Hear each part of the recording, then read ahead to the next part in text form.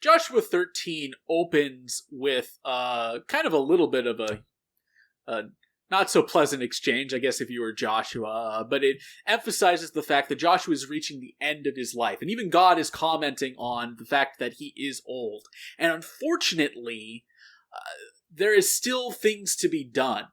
There's still the job that he had taken over for Moses to drive out the Canaanites and secure the promised land for all of the Israelites. It's not complete, and there's still a substantial amount of people and land that still needs to be taken, and that is going to be passed on to those who come after him.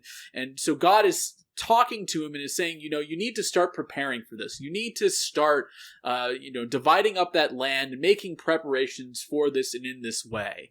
And a kind of an unfortunate sort of part of this is that, well, Joshua does make these preparations, and he does do everything that he should to set up the Israelites for success after he is gone.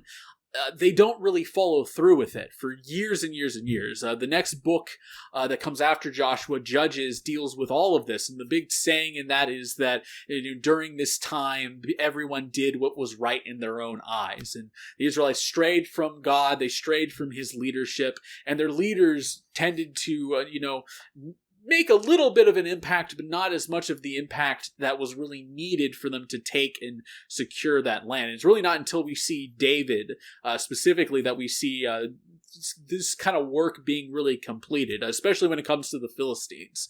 So with all this being said, Joshua is still having to prepare.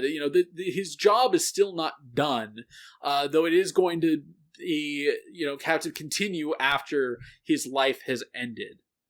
And we are still seeing examples here, though, of good leadership from Joshua. He has been given this task, and he is now going to go through it. The entire end section of the book of Joshua is of him taking this task that God has given him of dividing up this remaining land, of telling the tribes of Israel, this is where your inheritance is going to be. This is the areas that you are going to get to go, and these are the areas that you need to secure. Joshua takes this job, this final job, and he executes it to the best of his ability and lets those individuals take over after him. And I think in our own lives, especially if you ever find yourself in a position of leadership, this is a good lesson to learn. Our job is not to do the job of other people. It's to do what we are supposed to do. When we talk even of calling, your job is not to take on the calling of someone else, of someone else's ministry or role or whatever that might be. Your job is to do what God has called you to do, and to do that as excellently and as much as possible. And that is what God will judge you on. Your own actions are what is ultimately going to be weighed at the end of your life, in terms of how you performed what God has called you to do.